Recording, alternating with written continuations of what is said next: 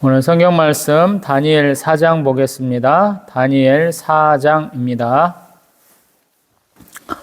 느부갓네살 왕은 천하에 거주하는 모든 백성들과 나라들과 각 언어를 말하는 자들에게 조서를 내리노라. 원하노니 너희에게 큰 평강이 있을지어다. 지극히 높으신 하나님이 내게 행하신 이적과 놀라운 일을 내가 알게 하기를 즐겨하노라. 참으로 크도다 그의 이적이여, 참으로 능하도다 그의 놀라운 일이여, 그의 나라는 영원한 나라요, 그의 통치는 대대에 이르리로다. 나 느부갓네살이 내 집에 편히 있으며 내 궁에서 평강할 때에 한 꿈을 꾸고 그로 말미암아 두려워하였으니 곧 내 침상에서 생각하는 것과 머릿속으로 받은 환상으로 말미암아 번민하였었노라. 이러므로 내가 명령을 내려 바벨론의 모든 지혜자들을 내 앞으로 불러다가 그 꿈의 해석을 내게 알게 하라 하였더라.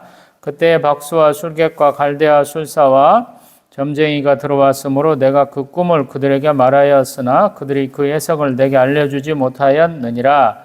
그 후에 다니엘이 내 앞에 들어왔으니 이는 내 신의 이름을 따라 벨드사살이라 이름한 자요, 그의 안에는 거룩한 신들의 영이 있는 자라. 내가 그에게 꿈을 말하여 이르되 박수장 벨드사살아, 내 안에는 거룩한 신들의 영이 있은즉 어떤 은밀한 것이라도 내게는 어려울 것이 없는 줄을 내가 아노니 내 꿈에 본 환상의 해석을 내게 말하라. 내가 침상에서 나의 머릿속으로 받은 환상이 이러하니라. 내가 본즉 땅의 중앙에 한 나무가 있는 것을 보았는데 높이가 높더니 그 나무가 자라서 견고하여지고 그 높이는 하늘에 닿았으니 그 모양이 땅끝에서도 보이겠고 그 잎사귀는 아름답고 그 열매는 많아서 만민에 먹을 것이 될 만하고 들짐승이 그 그늘에 있으며 공중에 나는 새는 그 가지에 깃들이고 육체를 가진 모든 것이 거기에서 먹을 것을 얻더라. 내가 침상에서 머릿속으로 받은 환상 가운데 또 본즉 한 순찰자 한 거룩한 자가 하늘에서 내려왔는데 그가 소리질러 이처럼 이르기를 그 나무를 베고 그 가지를 자르고 그 잎사귀를 떨고 그 열매를 해치고 짐승들을 그 아래에서 떠나게 하고 새들을 그 가지에서 쫓아내라. 그러나 그 뿌리의 구루터기를 땅에 남겨두고 새와 놋줄로 동이고 그것을 들풀 가운데에 두어라. 그것이 하늘 이슬에 젖고 땅의 풀 가운데서 짐승과 더불어 제 몫을 얻으리라. 또 그 마음은 변하여 사람의 마음 같지 아니하고 짐승의 마음을 받아 7대를 지나리라. 이는 순찰자들의 명령대로요 거룩한 자들의 말대로이니 지극히 높으신 이가 사람의 나라를 다스리시며 자기의 뜻대로 그것을 누구에게든지 주시며 또 지극히 천한 자를 그 위에 세우시는 줄을 사람들이 알게 하려 함이라 하였느니라. 나 느부갓네살 왕이 이 꿈을 꾸었나니 너 벨드사살아 그 해석을 밝히 말하라. 내 나라 모든 지혜자가 능히 내게 그 해석을 알게 하지 못하였으나 오직 너는 능히 하리니 이는 거룩한 신들의 영이 내 안에 있음이라. 벨드사살이라 이름한 다니엘이 한동안 놀라며 마음으로 번민하는지라 왕이 그에게 말하여 이르기를 벨드사살아 너는 이 꿈과 그 해석으로 말미암아 번민할 것이 아니니라. 벨드사살이 대답하여 이르되 내 주여 그 꿈은 왕을 미워하는 자에게 응하며 그 해석은 왕의 대적에게 응하기를 원하나이다. 왕께서 보신 그 나무가 자라서 견고하여지고 그 높이는 하늘에 닿았으니 땅끝에서도 보이겠고 그 잎사귀는 아름답고 그 열매는 많아서 만민에 먹을 것이 될 만하고 들짐승은 그 아래에 살며 공중에 나는 새는 그 가지에 깃들었나이다. 왕이여 이 나무는 곧 왕이시라. 이는 왕이 자라서 견고해지고 창대하사 하늘에 닿으시며 권세는 땅끝까지 미치심이니이다. 왕이 보신즉 한 순찰자 한 거룩한 자가 하늘에서 내려와서 이르기를 그 나무를 베어 없애라. 그러나 그 뿌리의 구루터기는 땅에 남겨두고 새와 놋줄로 동이고 그것을 들풀 가운데 두라. 그것이 하늘 이슬에 젖고 또 들짐승과 더불어 제 몫을 얻으며 7대를 지나리라 하였나이다. 왕이여 그 해석은 이러하니이다. 곧 지극히 높으신 이가 명령하신 것이 내 주 왕에게 미칠 것이라. 왕이 사람에게서 쫓겨나서 들짐승과 함께 살며 소처럼 풀을 먹으며 하늘 이슬에 젖을 것이요 이와 같이 7대를 지낼 것이라. 그때 지극히 높으신 이가 사람의 나라를 다스리시며 자기의 뜻대로 그것을 누구에게든지 주시는 줄을 아시리이다. 또 그들이 그 나무 뿌리에 구루터기를 남겨두라 하였은즉 하나님이 다스리시는 줄을 왕이 깨달은 후에야 왕의 나라가 견고하리이다. 그런즉 왕이여 내가 아뢰는 것을 받으시고 공의를 행함으로 죄를 사하고 가난한 자를 긍휼히 여김으로 죄악을 사하소서. 그리하시면 왕의 평안함이 혹시 장구하리이다 하니라. 이 모든 일이 나 느부갓네살 왕에게 임하였느니라. 12달이 지난 후에 내가 바벨론 왕궁 지붕에서 거닐새 나 왕이 말하 이르되 이 큰 바벨론은 내가 능력과 권세로 건설하여 나의 도성으로 삼고 이것으로 내 위엄의 영광을 나타낸 것이 아니냐 하였더니 이 말이 아직도 나 왕의 입에 있을 때 하늘에서 소리가 내려 이르되 느부갓네살 왕아 내게 말하노니 나라의 왕위가 내게서 떠났느니라. 내가 사람에게서 쫓겨나서 들짐승과 함께 살면서 소처럼 풀을 먹을 것이요 이와 같이 7대를 지내서 지극히 높으신 이가 사람의 나라를 다스리시며 자기의 뜻대로 그것을 누구에게든지 주시는 줄을 알기까지 이르리라 하더라. 바로 그때 이 일이 나 느부갓네살에게 응함으로 내가 사람에게 쫓겨나서 소처럼 풀을 먹으며 몸이 하늘 이슬에 젖고 머리털이 독수리 털과 같이 자랐고 손톱은 새 발톱과 같이 되었더라. 그 기한이 참에 나 느부갓네살이 하늘을 우러러 보았더니 내 총명이 다시 내게로 돌아온지라. 이에 내가 지극히 높으신 이에게 감사하며 영생하시는 이를 찬양하고 경배하였나니 그 권세는 영원한 권세요 그 나라는 대대에 이르리로다. 땅의 모든 사람을 없는 것 같이 여기시며 하늘의 군대에게든지 땅의 사람에게든지 그는 자기 뜻대로 행하시나니 그의 손을 금하든지 혹시 이르기를 내가 무엇을 하느냐고 할 자가 아무도 없도다. 그때 내 총명이 내게로 돌아왔고 또 내 나라의 영광에 대하여도 내 위엄과 광명이 내게로 돌아왔고 또 나의 모사들과 관원들이 내게 찾아오니 내가 내 나라에서 다시 세움을 받고 또 지극한 위세가 내게 더하였느니라. 그러므로 지금 나 느부갓네살은 하늘의 왕을 찬양하며 칭송하며 경배하노니 그의 일이 다 진실하고 그의 행하심이 의로우심으로 교만하게 행하는 자를 그가 능히 낮추심이라. 아멘. 할렐루야. 느부갓네살 왕은 이스라엘의 멸망을 다 함께하는 왕이에요. 1차, 2차, 3차 멸망까지도 다 느부갓네살 왕의 손에서 이루어졌어요. 그리고 지금 1차 때 다니엘과 세 친구들, 2차 때 모르드게와 에스겔 선지자, 또 3차 때 많은 백성들이 죽고 잡혀갔던 그런 이스라엘의 치욕을 만들어내는 왕이거든요. 근데 그 왕에게 하나님은 능력의 하나님이심을 보여주는 장면들이 지금 1장에서 4장까지 계속되고 있어요. 나라는 망하고 우리가 볼 때 가장 힘없는 사람, 10대의 청소년에게 하나님이 능력을 더하셔서 그들이 바르게 자라나게 하시고 하나님을 믿는 백성으로서 그들의 지혜가 얼마나 큰지 그들의 믿음이 얼마나 큰지를 백성에게 또 느부갓네살 왕에게 보여주게 하셨죠. 그리고 그거의 어떤 끝판왕 같은 절정이 지금 보고 있는 4장이 있어요. 항상 자기가 능히 이길 수 있다라고 생각했던 그 하나님의 백성에게 이렇게 도움을 청해야 되고 또 하나님의 존재를 온전히 인정하는 조서라고 하는 왕의 명령을 이렇게 다 보내는 것을 4장에서는 얘기하고 있어요.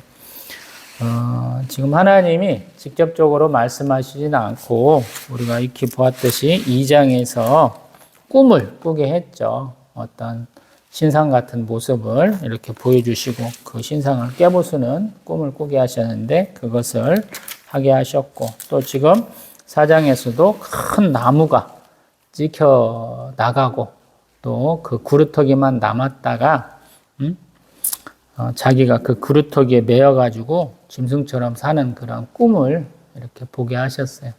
근데 좀 특이한 것은 뭐냐면 이게 이 꿈을 꾸고 나서 또 해석을 한 다음에 한 1년쯤 후에 이루어진다라는 거예요.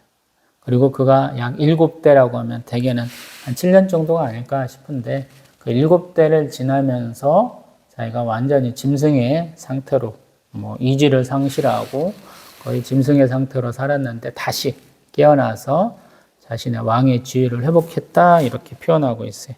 그래서 조금 독특한 것이면서도 하나님은 역사하시는 방식이 많이 다르구나라는 것을 깨닫게 돼요. 하나님 왜 직접적으로 말씀을 안 하실까요? 잘 모르겠어요. 근데 우리 이제 창세기 다루고 있는데 창세기에서도 보면 이방인에게는 되게 꿈이에요. 꿈으로 많이 보여주세요. 환상으로. 말씀으로 하는 것은 이스라엘 백성. 하나님이 굉장히 신뢰하는 자. 하나님을 잘 믿는 자에게는 말씀으로 직접 대면해서 하시지만 이방인들한테는 그런 게 좀 불분명해요. 그래서 이렇게 꿈과 화상을 주시지만 그것을 해석할 수 있는 능력을 또 안 주세요. 그래서 하나님의 백성, 하나님이 기뻐하시는 선지자 같은 분들만 해석할 수 있다라는 것을 깨닫게 하시거든요.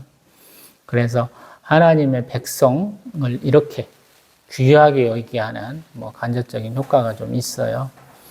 이번에도 마찬가지로 다니엘이 불려가서 그의 꿈에 대한 해석을 하게 되죠. 이 꿈에서 나오는 큰 나무, 우리 10절에 나오는 땅의 중앙에 한 나무가 있는데 높이가 엄청 높고 또 이렇게 가지가 많이 자라가지고 열매도 많고 새도 많고 짐승도 와서 산다라는 것은 되게 많아요. 우리가 알고 있는 세계수, 생명수의 개념이 되게 이런 것들이 굉장히 많습니다. 전 세계에 이런 개념은 있어요. 근데 그것을 특별하게 느부갓네살하고 연관돼서 하나님이 주셨다라는 것이 좀 독특한 것이죠. 우리가 영화를 통해서 아바타 영화를 보셨다면 우리 기억이 나실 텐데 그들이 사는 큰 나무가 하나 있잖아요. 그런 개념으로 보시면 돼요. 근데 그 나무를 자르는 분은 누구냐면 우리 13절에 있는 한 순찰자, 한 거룩한 자다 그래요. 그리고 그 명령대로 된다라고 그러거든요. 이분이 하나님이실까? 또 하나님이 보내신 천사일까? 예수님이실까? 정확히는 안 나와 있어요. 그런 분이 나온다 그래요. 우리 구약에서 예수님의 모습을 찾을 수 있습니까? 그러면 잘은 모르겠어요. 직접적으로 예수님이다라고 우리가 추정할 수 있는 부분은 없어요. 근데 예수님은 성육신하신 하나님이에요. 우리가 신학적으로 얘기하면. 그래서 충분히 구약 때도 활동하실 수 있는데 우리가 예수님의 존재를 제대로 못 깨닫고 있다라고 표현할 수도 있겠죠. 예수님은 성부의 사역을 이으신 분이에요. 그래서 예수님의 사역은 결국에는 하나님의 계획 안에, 성부의 사역 안에 있는 것이거든요. 그래서 성부를 잘 깨달아 보자라고 구약에서는 우리 성자와 성령이 분명치 않기 때문에 성부의 사역 위주로 막 얘기를 하고 있거든요. 그래서 그 부분을 좀 이해하고 들으셔야 돼요. 우리 신약 기껏 해봐야 260장밖에 안 돼요. 구약이 929장이에요. 엄청나게 많아요. 예수님조차도 아빠, 아버지, 성부를 그렇게 부르잖아요. 니네들도 그렇게 부르라 그러잖아요. 아버지라고 부르는데 아버지를 우리가 알 수 있는데 왜 그 분에 대해서는 얘기 안 하고 맨날 아들 얘기만 해요. 아버지를 잘 알아야 되잖아요. 신앙생활이 잘 되는 분들은 되게 저는 그렇게 얘기해요. 가정이 화목한 사람들. 특별하게 아버지와 관계가 원만한 분들이 신앙생활을 참 잘한다 그래요. 사람들이 참 어리석게도 내 삶에서 하는 그대로 신앙생활을 해요. 그래서 대개 우리가 하나님은 성이 없어요. 남성도 여성도 아닌데 우리 성부를 아버지에 많이 빗대서 생각하거든요. 그래서 어떤 분이 신앙생활을 좀 어렵게 하고 좀 까칠하게 한다 그러면 제가 아버지와 관계가 안 좋았던갑다 되게 그렇게 얘기를 해요. 제가 신대원 준비하고 신대원 다니는 동안에 기독교 상담학을 가르쳐줬던 두 분을 좀 가까이 볼 수 있는 기회가 주어지더라고요. 수업을 하고 또 같이 이제 대화의 시간을 좀 가질 수 있어서 보는데 두 분 다 굉장히 독특한 분이에요. 미국에서는 기독교 상담학을 하면 의사와 같이 약을 처방할 수 있어요. 임상의와 같이 활동을 할 수 있거든요. 근데 두 분 다 이렇게 소위 말해서 인턴 레지던트 과정에서 그 벽을 못 넘고 그냥 이론만 가르치는 그런 분이 돼버렸더라고요. 그분들 가만히 들어보면 제가 이렇게 보기에는 아버지상, 남편상이 잘못되어 있어요. 한 분은 여자 목사님이거든요. 그래서 말씀드리는 거예요. 그 결핍을 결국에는 해결을 못 하시더라고요. 우리도 마찬가지거든요. 제가 맨날 이렇게 하나님 얘기 참 많이 하는 이유가 하나님과 관계를 해결하라 라는 거예요. 자꾸 성경을 대화의 재료로 얘기하는 이유가 대화하라라고 그러는 거예요. 제가 1971년생인데 제 나이 또래는 아버지하고 대화가 되는 사람이 별로 없어요. 제가 생각할 때는. 저도 아버지하고 대화가 잘 안 되던 사람이에요. 대화하기가 쉽지 않아요. 가족 부양하는데 아버지들이 너무 힘을 써가지고 자녀하고 대화하는 게 만만치 않아요. 아버지 세대는 더욱 힘든 때고요. 그 아버지 세대가 겪었던 게 뭐예요? 일제시대를 겪었고 6.25를 겪었고 1960년대까지 우리가 얼마나 힘들게 살았어요. 춘궁기가 있었어요. 그 보립할 때까지 쫄쫄 굶고 살았다는 거예요. 저희 집 이렇게 집 새로 지을 때도 보면 소나무 이렇게 베어다가 지는데 소나무 껍질 벗겨갖고 떡 만들었어요. 왜냐하면 일제시대 때 그렇게 떡을 만들어 먹었거든요. 너무 힘들어가지고 먹을 거 없어서. 그래서 항상 하는 얘기예요. 성경은 항상 하나님과 대화하는 재료로 삼으시라고. 오늘도 하나님 역사하시죠. 하나냐, 미사엘, 아사랴가 우리 느부갓네살 왕 앞에서 자신들의 믿음을 보여주셨잖아요. 지난 시간에 우리가 봤잖아요. 그 7배나 더한 풀무불에 던져서 죽인다고 그러는데 하나님이 우리를 살려주실 거야. 그러나 그리 아니하실지라도 내가 느부갓네살 당신이 자꾸 주장하는 당신에게 절하지 아니하고 당신의 신들도 섬기지 않겠다는 의지를 굉장히 강력하게 피력하잖아요. 그러니까 그들을 이렇게 풀무불 속에 던져넣는 그 병사들도 용사들도 타 죽는데 그들은 어디 한 군데 머리카락 하나 옷 한 보풀하게 하나도 타는 것 없이 그대로 보존돼 갖고 나오잖아요. 왕이 깜짝 놀라가지고. 이 느부갓네살 왕은 얼마나 대단한 왕인지 제 기억에는 우리가 세계 7대 불가사의라고 얘기하는 공중 정원까지도 만든 사람이에요. 대단한 사람이에요, 이 사람은. 메소포타미아 지역을 완벽하게 석권한 사람이에요. 신바빌로니아 왕국을, 제국을 만든 사람이에요. 그 사람이 하는 행동은 우리가 보기에는 우리 여호와 하나님을 몰랐기 때문에 너무 저 사람이 스스로 자신을 높이는갑다, 자고하는 게 아니냐. 그래서 하나님이 그를 치시고 겸손하게 하시는갑다 그러지만 우리가 역사상으로 보면 굉장히 중요한 사람이에요. 여태까지 나왔던 모든 사람들 중에 가장 강력한 왕권을, 강력한 제국을 건설한 사람이에요. 근데 그런 그에게 깨닫게 하신다는 거예요. 하나님은 항상 사람을 메와 인생을 채찍, 제가 사무엘하 7장 얘기를 많이 하는데 그렇게 사용하시는 거예요.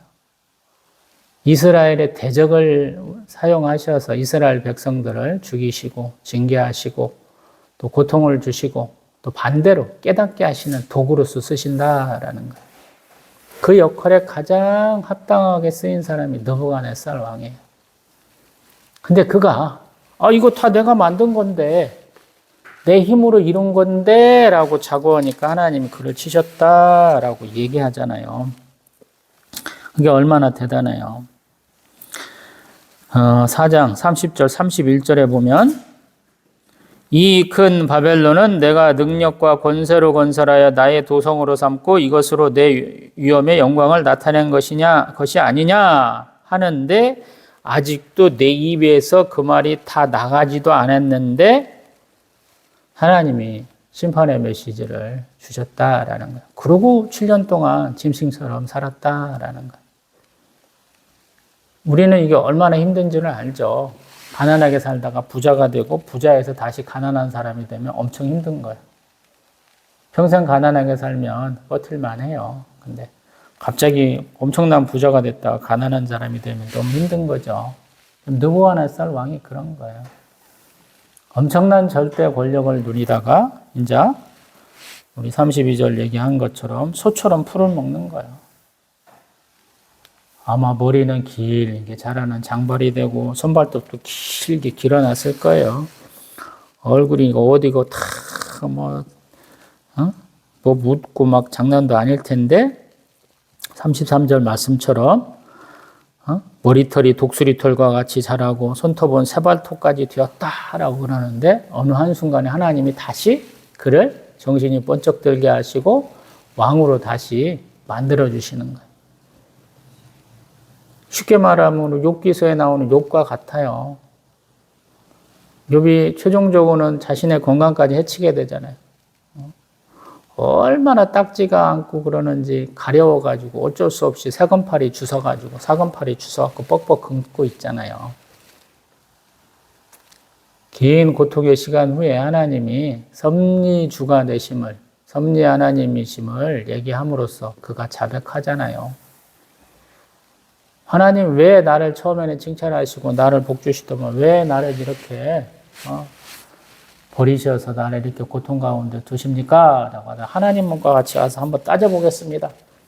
법정에 가서 하나님 한번 불러서 다퉈보겠습니다. 라고까지 했다가 하나님한테 잘못했습니다. 라고 빡빡 빌고 하나님 또 축복하셔서 아무것도 알도 못하면서 욥을 정죄했던 새 친구가 사죄하게 하고 그를 통해서 또 제사를 드리게 하고 욥은 다시 축복받게 하셔서 자녀도 다시 얻고 재산은 2배로 불려주시는 역사를 얘기하잖아요. 여기도 그래요. 느부갓네살 왕도. 우리가 신앙생활하면서 가장 어려운 게 뭐냐면 내 힘과 능력으로 뭘 했다라는 거예요. 신명기 8장에 나오는 말씀입니다. 그렇게 하지 말라. 우리 모세가 당부하는 말 가운데 그 말씀이 있어요. 너희가 혹시 부하게 되면 니들 힘과 능력으로 한 게 아니야. 착각하지 마. 내가 재물 얻을 능력을 너희에게 준 것뿐이야. 라고 이렇게 말씀하셔요. 내가 하나님을 바라보는 그러한 나의 마음, 성경을 어떻게 바라보는가도 점점 맞춰가야 돼요. 그래서 항상 성경은 하나님 앞으로 나아가는 과정이에요. 그래서 내가 어떤 모습으로 간다고 내가 정답이고 너는 틀렸어 이런 태도를 좀 버려야 되고 또 한편으로 그 사람이 잘못 가는 것 같으면 적극적으로 권면을 해야 돼요. 우리가 형제사랑이 그런 거거든. 말씀을 뵙습니다. 말씀을 말씀대로 봐라. 그리고 그 말씀에 자기 의견을 더해봐라. 그리고 그 더한 것을 하나님께 물어봐라. 그게 아버지하고 대화하는 방법이에요. 하나님은 아버지고 나는 그의 자녀예요. 대화하기 위해서 성경을 보는 거예요. 기도합니다.